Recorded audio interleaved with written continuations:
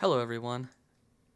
I want to give my thoughts on the Naruto beta. Now, don't normally do this. I don't normally write down a script. I usually do some more stuff spontaneous and just kind of go out of my head. But the more ideas I started having, the more thoughts I started having, the more I wanted to write it down.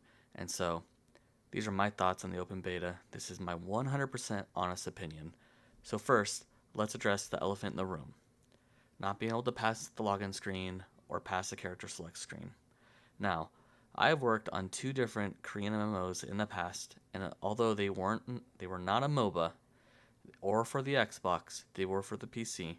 But in my experience, that both in the character select server and I'll say server because that's what I worked on, that's what I know.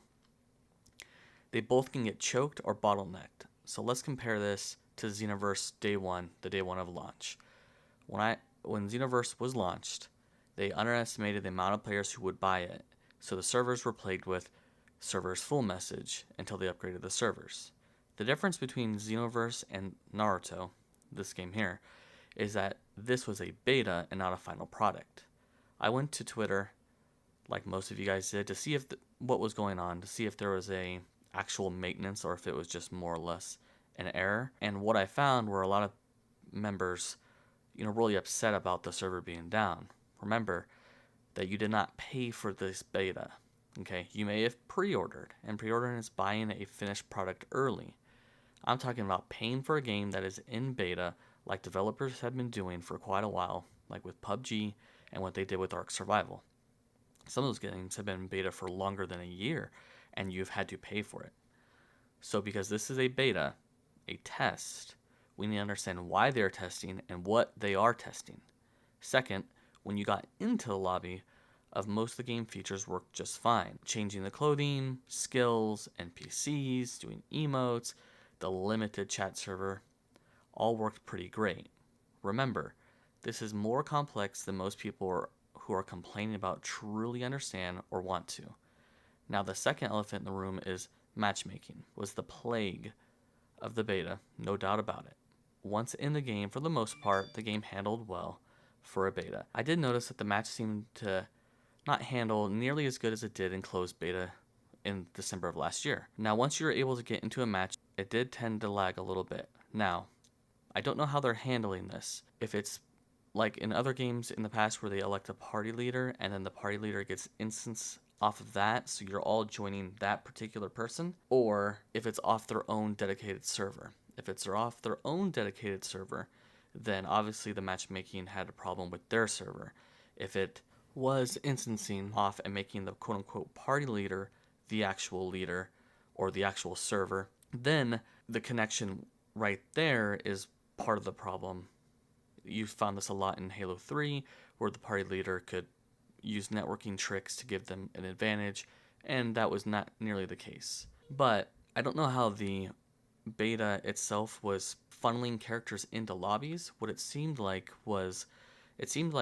the players were on a set timer for like a party refresh or a matchmaking refresh. So in order for you not to stay in a room for a super long time, you'd automatically get trickled out and put into the pool and put into another matchmaking, which is a great idea. But I don't think the matchmaking itself was a server wide. I think it was more a client wide. So my timer worked different than your timer. And so what I was seeing was either people who were impatient waiting, and rightfully so, impatient waiting, backing out, which backing out itself didn't seem to work really great at all, or people automatically getting recycled into the pool and not at the same time. And why I think this would be, there was a few times when I joined into the game and there'd be 5, 6, 7 Shinobi spawning at the same time as me, and we'd all run up the stairs, talk to Shikamaru, and queue up, and like magic, it would just count, 5, 6, 7, 8, boom, match. And then when you come out, all of a sudden, there was one time where I had 3 matches in a row, which was unheard of for me specifically. I don't know about anybody else, but for me, that had never happened. So that was really nice to see. I was, hopeful. But then as maybe one person left, maybe one person had to go. And then once you start getting recycled in, all of a sudden you kind of got into that vicious circle of going up to 7, dropping down to 1, or dropping down to 3, going up to 7, dropping down to 3. So making it a very unenjoyable experience. And so for me, I understand why people would get really frustrated with that part of it. I don't specifically understand how they are working on it, so I have no solution. All I do know is in my past experience in working on games, it can be a little bit more complicated than just hitting X and getting things to go. Now, you can ask the question, if they knew about this, or maybe they were figuring it out, why didn't they fix it?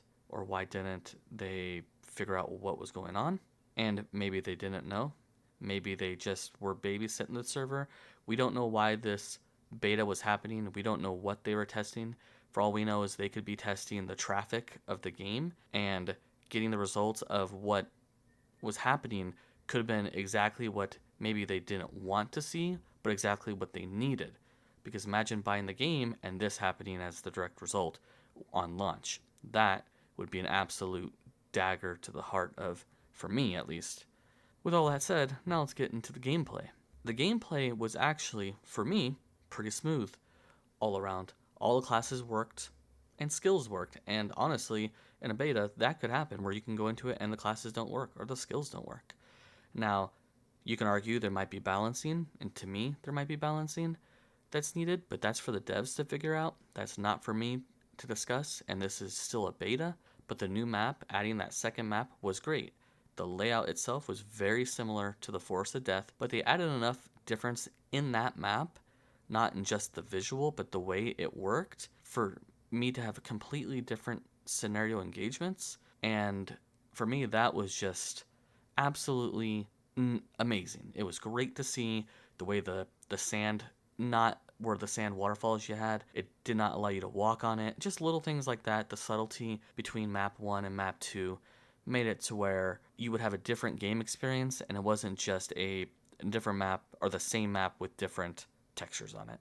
What I wish they would have done was, I was super excited to see when the map, or when the beta was announced and they were discussing some of the things that they were adding in there. One of them was a little bit more customization to the character creation. And that is true. They did add a little bit more. For the male, they added one hairstyle, I think 2 jaw styles, and that was it. Maybe different voices, I didn't check that out. The hair coloring was great, the eye coloring was great, but we didn't get a different body type, as in height-wise. We didn't get a different body size, as in weight-wise, which was kind of a bummer. You couldn't make a small, young Genin ninja or a young Jonin prodigy ninja. And again, this is beta. You also couldn't make a Choji-esque type character, so that was a bit of a letdown. The non-addition hairstyles that they didn't add was a bit of a letdown. I don't know what they were gonna add or what they do have. I have a plenty of ideas what this game should do, and I'll be making a separate video for that. But I mean, they added one more hairstyle since the open or the closed beta. Now, for people who didn't get to experience the closed beta and got into the open beta and were able to have some of a enjoyable experience, I'm sure the hairstyles that they did add were just fine, or what they had in there were great. I mean, you had the Naruto, you had the Sasuke, you had the Rock Lee, a few others. But I would like not only some character-esque, maybe what they kind of did in Xenoverse, give you a little bit of generic-ish type of hairstyles. But that's gonna go in a later video. Now, this video has had its fair amount of bashing against it because I'm trying to give an honest opinion, and you cannot say that this beta was the greatest experience, and I don't know why people are getting so upset with it, and it's a beta and you should accept it for one. I mean, it is a beta and you should accept it for it, but I was hopeful that the game was going to give you, a better matchmaking experience and be able to play. And I had my cousin who I play a lot with, and he was going to come over and test it with me, and we were going to bounce ideas off and have a great time like you would do back in the 90s and the early 2000s as a kid, before, the internet was a gigantic thing.